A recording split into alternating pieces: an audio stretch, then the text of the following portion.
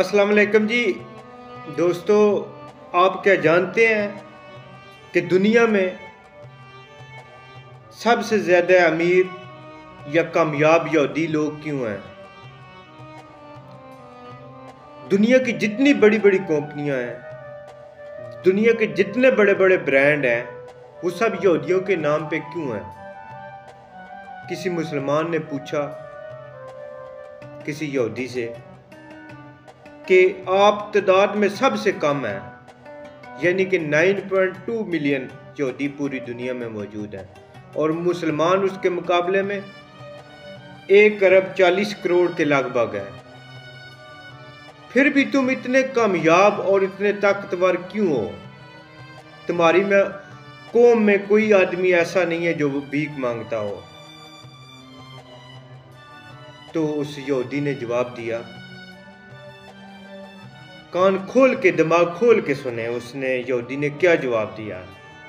उसने बताया कि हम अपनी ज़िंदगी 3 असूलों पे गुजारते हैं। वो 3 असूल क्या हैं? हम अपने बच्चों को बचपन में ही से बिजनेस करना सिखाते हैं।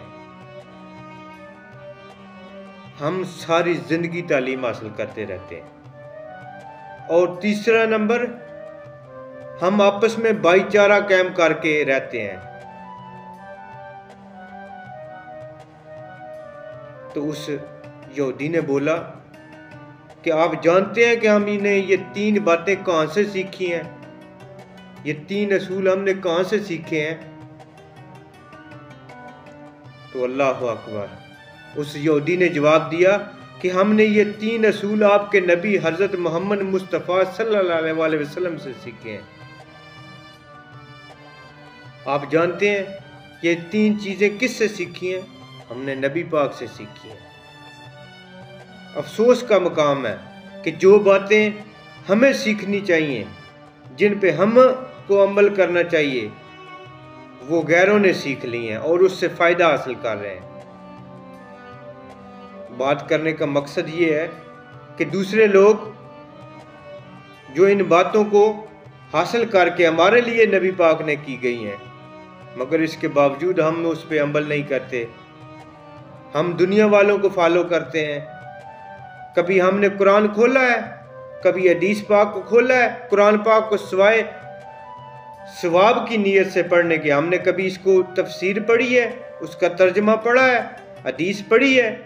दुनिया की हर मुश्किल का हल कुरान और हदीस में लिखा है। कभी हमने उस पर अमल किया है? कभी नहीं। नबी पाक ने फरमाया तफरके में रहो, ना पढ़ो, और अल्लाह की रस्सी को मजबूती से थाम के रखो। और आज हम तफरका वरीयत में पढ़ चुके हैं। शिया, सुन्नी, वाबी, बरेलवी, पता नहीं क्या क्या फिरके बना लिए हैं।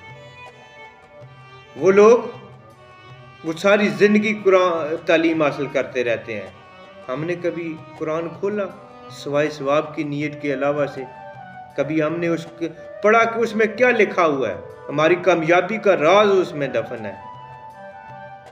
हम वो भाईचारा कायम कर रहे, दुनिया के किसी कोने में हूँ, मुझे वो यहूदी हूँ, लेकिन वो अपने यहूदी भाई की हमेशा मदद करते हैं, एक दूसरे का सहारा बनते हैं। और कभी हम किसी मुसलमान का सहारा बने, हम टांगे खींचते हैं एक दूसरे की। वो अपने बच्चों को बचपन से बिजनेस की तरफ लाते हैं और हम नौकर बनाना चाहते हैं अपने बच्चों को। कभी हमने उनको बिजनेस की तालीम दी है? कभी नहीं। मुसलमानों, अगर कामयाब होना है तो अल्लाह की रस्सी को मजबूती से थाम के रखो और नबी पाक की तालीमात पे अमल करो। ये हमारे कामयाबी की पहली सीढ़ी है।